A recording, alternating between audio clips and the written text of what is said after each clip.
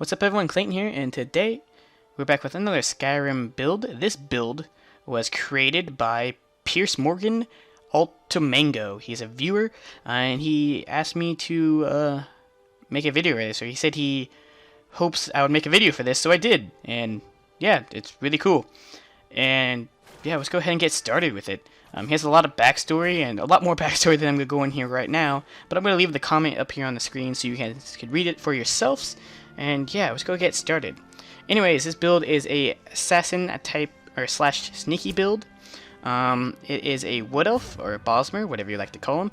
And this build kind of has two names. What one you want to go with, it doesn't really matter. But he said either the solitary marksman or the enforcer, which both names are really cool. I'm not really sure what I'm going to choose for the title of the video yet, so it's kind of a up in the air question. But anyways, let's go ahead and go with the backstory here. And he does have a name, a legit name for the build, but I'm just going to call it the build's name, so not to get confused. The solitary marksman grew up hunting in the extensive forests of Valenwood. One day he discovered that when hunting, he could slow down his chase or game for an easy shot by just saying the words tilde. I'm not really sure how to say that, but that is the first part of the slow time shout. He decided to figure out why he could say this. He sought advice from an old wise man named Talus. He did not understand how the solitary marksman was able to shout without being taught how to. Thus, Talus sent him to seek the advice from no other than the Greybeards. When he passed the border of Skyrim, he saw a gruesome battle between the Imperials and Stormcloaks.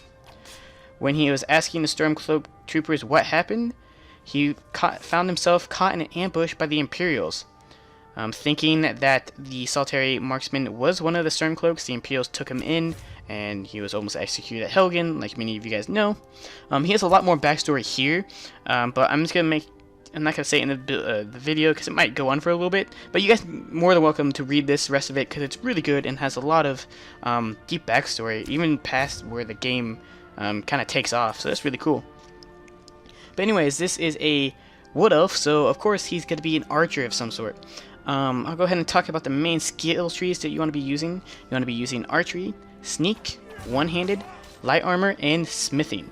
And the reason why you'd be using these is because most of the time you'll be using your bow, and you also want to be able to craft armor. So yeah, like I said, we have archery. You want to make sure you get the most damage you can by getting overdraw. And in one-handed, I go with dual-wield fury and dual savagery, just because that's how you will be using the daggers as dual-wield elven daggers, which is really cool. Smithing, you want to make sure you get the dragon armor through the light armor side. I prefer because you'll be using elven bow and elven daggers, so you want to make sure you get that so you can improve them times 2. And dragon armor because that's what you'll be using for your armor pieces.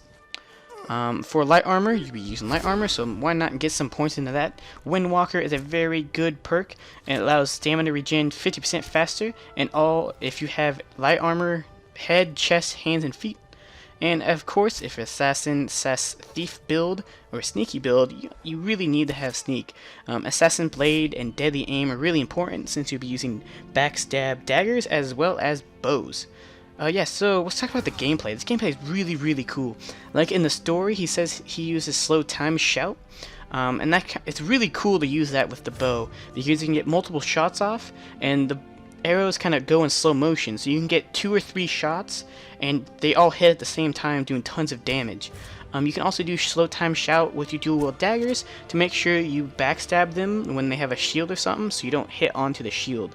But yeah, that's kind of your main gameplay, is that you want to use your slow time shout whenever you get bombarded by people who are trying to kill you. Most of the time you just want to sneak around people, but when you do get caught, slow time is really, really useful.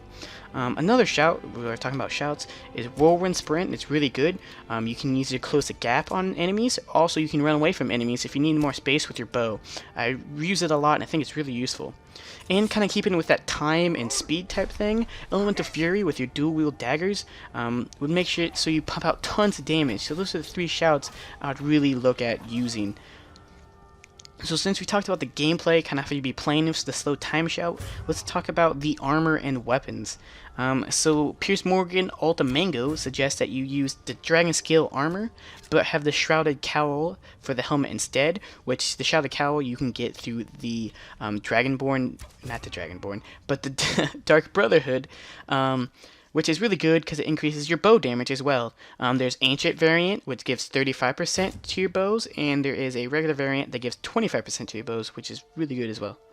Also, you could use Elven daggers that you use if you ever get caught, and you use an Elven bow that you use pretty much whenever you can. That's what your main skill will be, and Elven daggers are really useful if you just want to Elemental Fury Shout and burst them all down really quickly. So that's kind of what we have for the weapons armor gameplay, and we already talked about the shouts, so let's go ahead and talk about our health, stamina, and magicka spread.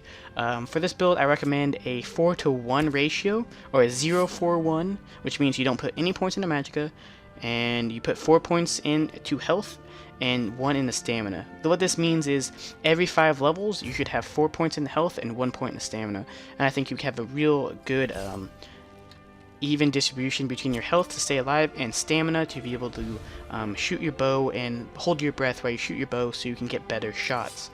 And one last thing we'll talk about is the Standing Stone.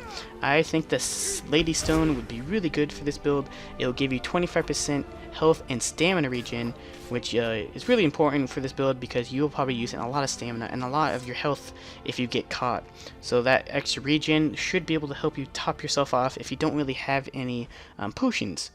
And yeah, so hopefully you guys enjoyed this build, and make sure to give Piers Morgan UltiMango a shout out for this awesome build. And I've really enjoyed this build. A lot of my builds sometimes I'm a little bit iffy. It's like, I don't know if I really like this, but this one really was fun to play, and I spent probably like an hour or so playing this off screen because I really liked it. So we're going a little bit long here, but I just want to say make sure to check out these 2 videos if you haven't already, and thank you guys so much for watching. And this is Clayton, signing out.